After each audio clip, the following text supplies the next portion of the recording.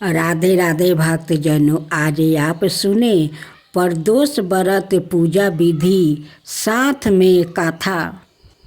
पूजा अनुष्ठान शुरू करने से पहले सुबह जल्दी उठे और स्नान करे। एक वेदी पर भगवान शिव और देवी पार्वती की प्रतिमा स्थापित करे। देसी घी का दीपक जलाए और गुड़हल आके मदर के फूल अर्पित करे।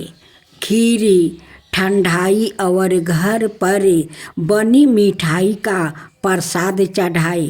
भगवान शिव और देवी पार्वती को समर्पित विभिन्न मंत्रों का जप करे।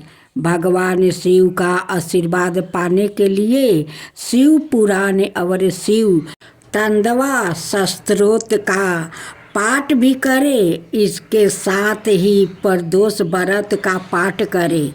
शाम को शिव परिवार की पूजा जरूर करे। आरती के साथ पूजा पूर्ण करे। फिर भोग प्रसाद परिवार के सदस्यों में बांटे। व्रती अपना व्रत सात्विक भोजन से खोले और तामसिक भोजन से बचे। प्राचीन काल में एक गरीब पुजारी हुआ करता था। उस पुजारी की मृत्यु के बाद उसकी विधवा पत्नी अपने भरण पोषण के लिए पुत्रा को साथ लेकर भीख मांगती हुई शाम तक घर वापस आती थी।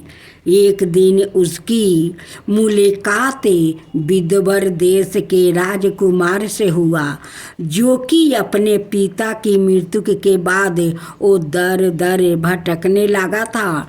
उसकी यह हालत पुजारी की पत्नी से देखी नहीं गई।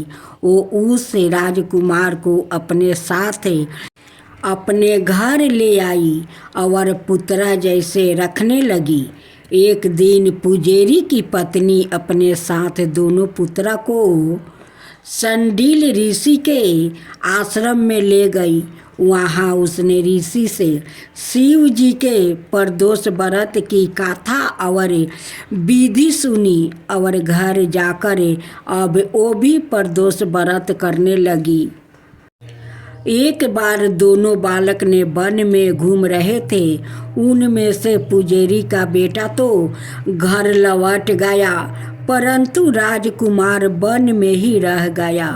उस राजकुमार ने गंधर्व कन्याओं के कीड़ा करते हुए देखा तो उनसे बात करने लगा। उस कन्या का नाम अंशुमती था। उस दिन वो राजकुमार घर देरी से लौटा। राजकुमार दूसरे दिन फिर से उसी जगह पहुंचा जहां अंशुमती अपने माता पिता से बात कर रही थी।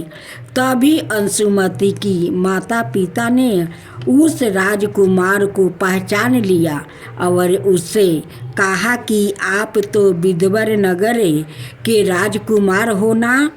आपका नाम धर्मगुप्त है।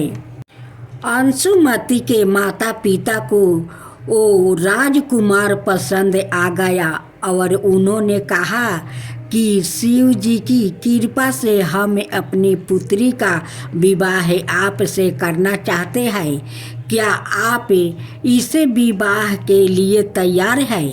राजकुमार ने अपनी सभी कीर्ति दे दी तो उन दोनों का विवाह संपन्न हुआ। बाद में राजकुमार ने गंधर्व की विशाल सेना के साथ विदर्भ पर हमला किया और घमासान युद्ध कर विजय प्राप्ति की और पत्नी के साथ राज्य करने लगा। वहाँ उस महल में वो पुजारी की पत्नी और पुत्रा को आदर के साथ ले आया और साथ रखने लगा।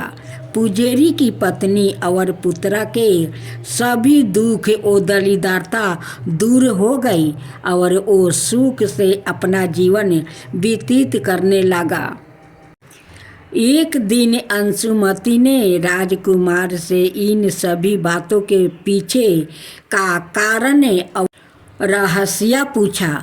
तब राजकुमार ने अंशुमति को अपने जीवन की पूरी बात बताई और साथ ही प्रदोष व्रत का महत्व और व्रत से प्राप्त फल से भी अवगत करवाया। उसी दिन से प्रदोष व्रत की प्रतिष्ठा महत्व बढ़ गया और मान्यता अनुसार लोग यह व्रत करने लगे। कई जगह पर अपनी श्रद्धा के अनुसार स्त्री पुरुष दोनों ही यह व्रत करते हैं। इस व्रत को करने से मनुष्य के सभी कष्ट और पाप नष्ट होते हैं। मनुष्य को धन संपत्ति की प्राप्ति होती है।